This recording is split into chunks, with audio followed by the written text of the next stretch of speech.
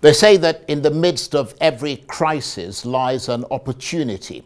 This would certainly apply to the political situation in Rivers State. Clearly, no one would challenge the assertion that the state has been in crisis. But might it also have been an opportunity missed for Governor Sim Fubara to become a force in his own right? They, of course, called in, rather portentously, the heavy weapon by way of President Tinubu, who banged a few heads and cobbled together some sort of agreement. But looking at the text of that communique, you'd be forgiven for thinking that it seemed unbalanced, failing to adequately address what many see as the atrocious and illegal acts committed. And some critics have gone even further, saying that it overwhelmingly favors Minister Nyesom Wike and his group. So, if it is a one-sided text, could that sooner or later potentially undermine the President's peace initiative? Or does adopting this resolution send a clear message that this political solution is the best way to prevent the crisis from degenerating any further? And what about the PDP, from which the lawmakers defected? Would their return to the State Assembly be dependent on whether they are allowed back into the party? I'll be joined on the line from Port Harcourt by the former African representative of the World Assembly of Youths, Marvin Yobana, who is a political ally of Governor Fubara and was a key aide of Nigeria's former First Lady Patience Jonathan.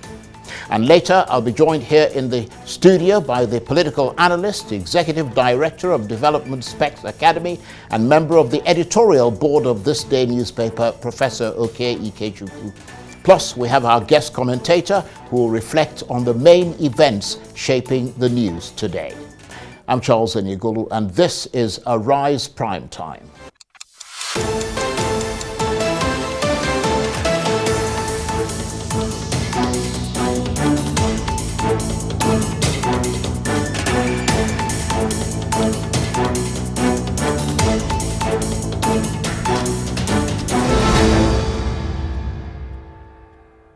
So how amicable is the resolution that's been reached in the ruinous political conflict in Rivers State? Did the president's intervention represent the best opportunity to resolve the situation peacefully, or did it simply bottle things up, kicking the can down the road and into the long grass? It was, in fact, a significant intervention by President Tinubu, and it led to what appears to be a swift resolution of the political crisis between Minister Nyesom Wike and Governor Sim Fubara in Rivers State. But how durable is that peace settlement likely to be? Can anyone say, hand on heart, that this was a successful resolution of the dispute? Or is it from the start already looking like a botched attempt, a frenzied but rather feeble effort to resolve this political row using a patched up communique that'll likely collapse in the days and weeks ahead, as some critics have suggested?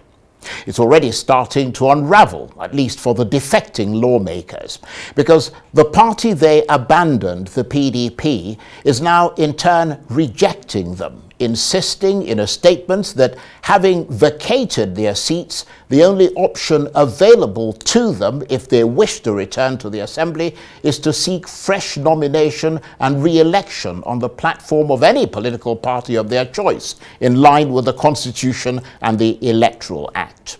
So, what now and what next?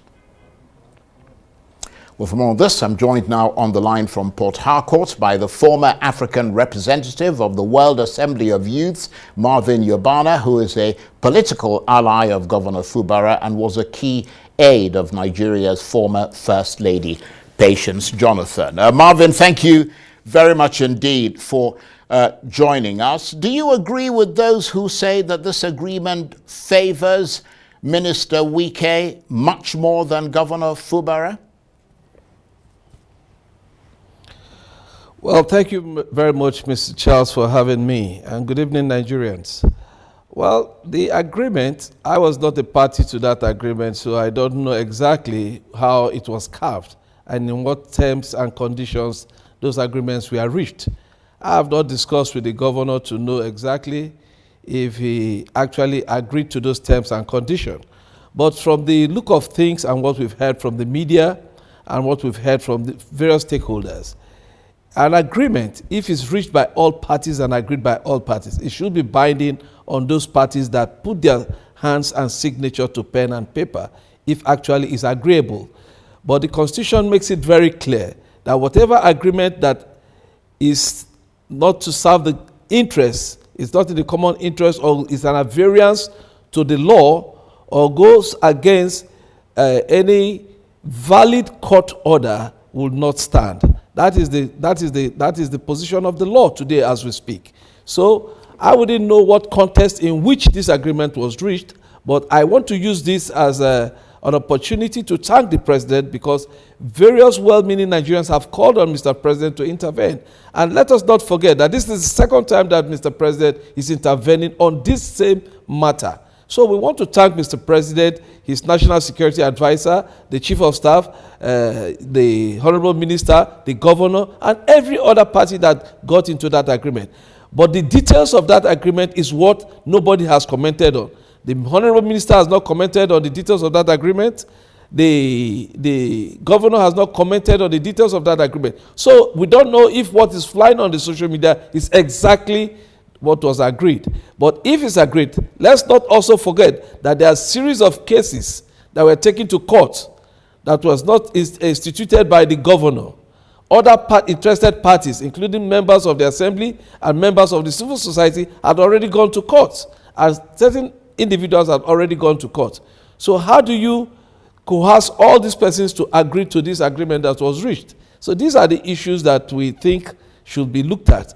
But I also want to commend the governor for towing the line of peace and sustainable development for the state, because we know if we have rancor and bitterness and acrimony that will lead to breakdown of law and order, there can be no sustainable development in Rivers State. So I want to commend him for that peaceful path he has taken, and to urge him to continue in that path of peace. Well, I have to say that I'm rather surprised that being the ally of Governor Fubara, that you say you haven't actually seen the communique. I mean, we have the authentic copy of it. It's been, I would imagine that he would have made it available to people like you and some of his other allies, so that you might advise him, because everybody is wondering what his actual reaction is to that agreement. But you're saying that you haven't actually seen what you consider to be an original copy. Yeah, definitely. I have not seen original copy. I've seen it in the media. I have seen it on the social media and the print medias too. I saw it in some dailies today. But what I'm saying clearly, the governor attended the program today and he made it very clear. He said there's no price that he cannot pay for peace and sustainable peace and development in the state. So this is a governor that has committed to peace, justice, and fairness. He is not fighting. He has said it clearly. He is fighting nobody. He has no enemies. He is not inheriting anybody's enemy. He just wants peace in the state for governance to take place. So I think that he's somebody who is so endeared towards ensuring that the peace works. But the letters of those agreements, as you see there, is lopsided to one side. I don't see anything there that talks about the authentic Speaker of the Rivers State House of Assembly, Edison here. I don't see anything that talks about the other lawmakers. It is lopsided. And let's not forget that according to the section of the law, that section 108 sub 1G, that gives a statutory order to the Speaker of the House of Assembly to declare the seats of any member who abandons the party in which he originated. He originally got elected into the assembly and leaves to another party, that the seat should be declared vacant, and that process has already gone on. The assembly has communicated to INEC. The party in which these lawmakers defected from has communicated to INEC. So how do you reverse those processes? So I think that this is a political solution they are looking for, but it has to be done through judicial pronouncements, and it cannot be done without following the law. The president has done his bit, which is commendable, but the remaining process have to be followed so that we don't have something that a court of competent jurisdiction will throw away as not being valid. Well, absolutely. I think a lot of people would agree with your analysis there. But let us toe that political line, since that is what has occurred and essentially central, at least most of it, to this discussion. Some have suggested that from what is contained in that communique, it looks like President Tinubu has been supporting Nyesom Wike in this crisis. The president himself, of course, a known political godfather of some repute, so he knows where Mr. Wike is coming from. I mean, what do you make of that suggestion? Well, I don't totally agree with that assertion or aspersion that is being said in some quarters. Because you see, the president had earlier on, when this crisis started, called on the both parties to shield their swords. And you see, the events that happened after that didn't show any sign of regard or respect for the president's advice to both parties. Even if the governor did not do anything to provoke or cause any problem in the state, the other parties, even when the Edison Ehie faction had a subsisting court order, they went ahead to be sitting, and we are escorted by the security agents. So this type of thing would have caused crisis in the state, and the president have seen that this thing is not leading to anywhere, and he had to intervene again a second time. So I think that the president is not taking sides. I don't think that the president is part of those who carved that agreement. I don't believe it. I cannot believe it, because the president is a father, he's just, and he will believe in equity and fairness. So if two parties are fighting, you cannot just say one party should take everything, the other party should go home dry. It doesn't happen anywhere. That is why I said I have not seen the original copy of the agreement or resolution, as it might say. But besides that, what we have in this country is the grand norm, which is the Constitution. What does the Constitution say? If you refer to certain sections of the Constitution, well, can I just come in there? I don't mean to interrupt you, Marvin. I do apologize, because you're making a lot of sense here. But I mean, we can't speculate about what the president's intention or what he did, or whether he was privy to the document or not. But what we know is that you are an ally of Governor Fubara, and you know him better than most of us. I wonder why he appeared to concede so much when this could have been an opportunity for him to really come into his own. I mean, do you think there was a considerable amount of arm twisting behind the scenes? Could he perhaps have been, threatened with serious consequences if he didn't comply? Because, I mean, you have to wonder why we have the original document, we've seen it, and basically he's conceded everything. Well, for me, I think that the governor is a man of peace. He has said there's no price that is too much to be paid for peace to be in Rivers State. So he's a man of peace. He doesn't mind to concede. But what I'm saying, in essence, is that in that document, have you seen anywhere where all the aggrieved parties' concerns are adequately covered in that document? The eight paragraph or 8-point agreement that was reached. In those 8 agreements, there was nothing that talked about the man who is in the eye of the storm, who is the authentic Speaker of the Rivers State House of Assembly. Not mention was made about him. And let's not forget that the governor had gone ahead to present a budget to this faction of the assembly, led by Edison Ehie, and that budget had been passed and signed into law. Now, this agreement says that process has to be reversed. And the governor, even if he agreed to that, are you not going to go through the due process of ensuring that that process is reversed? Don't we need a judicial pronouncement for such things to take place? Don't we need to exhaust those court judgments that are there vacate them Marvin, again, properly. I apologize for interrupting you, but you're saying even if the governor agrees to that, he's already agreed to it. He signed the document. That means he's agreed to it. And what I'm curious about is, I mean, again, you know River State better than we do. You know the governor better than we do.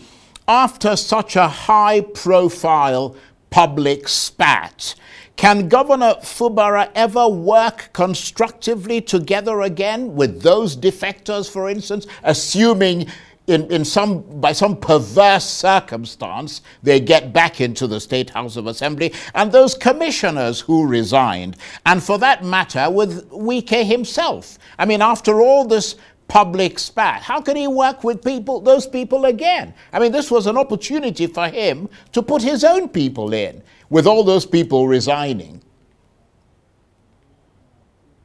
Well, the governor has said it clearly, time without number, that he's fighting nobody and he has no enemies to fight. All these people we are talking about are members of the River State House of Assembly, and they are indigenes of River State. They are our brothers and they are our sisters, and we can work together. Even as this crisis was going on, most of these people from opposite camps used to discuss together, have social activities together. So I don't think that they cannot work together. There's nothing that will stop them from working together. The only thing that we know for now is that the president has intervened, and the mechanism should be put in place to make sure that all the parties ensure that they are not short-changed, and so that they will go back peacefully and the House will come back together as one. Because if some people feel aggrieved, you cannot stop them from pursuing their rights at the law court. And this is the things we are talking. And it will look as if they did not agree to what the president has instructed them to do. So it is proper that both parties will come together and see how all the issues can be resolved, both legally and politically, so that we can have a peaceful River State House of Assembly, so that the issue of lawmaking in the state will go ahead and governance will go ahead in the state. This is what I'm talking. It doesn't mean that Fubara did not agree or he agreed. He has not made a public statement to that, but he has said that there's no price that is too high or too much to be paid for peace in River State. So that means that already he has conceded to most and some of the agreements or all of the agreements that have been mentioned. Right. Okay, we've got about a minute left, and I do apologize sincerely for interrupting you, but I needed to get to a number of things. You talked about, quite sort of forcefully, the Constitution when we started this discussion. The Constitution, of course, ineluctably clear about who should be in charge of a state, and it is the governor, not the ex-governor or political godfather, but the incumbent governor. Is Governor Fubara, in the circumstances of this communique, going to be in charge of the state? Well, definitely, Governor Fubara is the elected governor of River State, and he has been sworn in since May 29. He is the governor of River State. He has these executive powers, and by convention, he's the chief security officer of the state. He is in charge of his government. He can work with those persons, no matter who they are or what they be. The Constitution has given him clear mandate in Section 192 and 196 on appointments of those to work with him, both commissioners and special advisors. So he has the right to hire and fire. And let's not forget that most of these people resigned voluntarily. So if they have resigned, they need to be represented if they so wish, or if the governor so wish, to represent them back to the State House of Assembly and as a fresh nominee for them to be screened and cleared by the House. So these are processes that must take place, and there must be discussion that will go on. It's not just a fiat.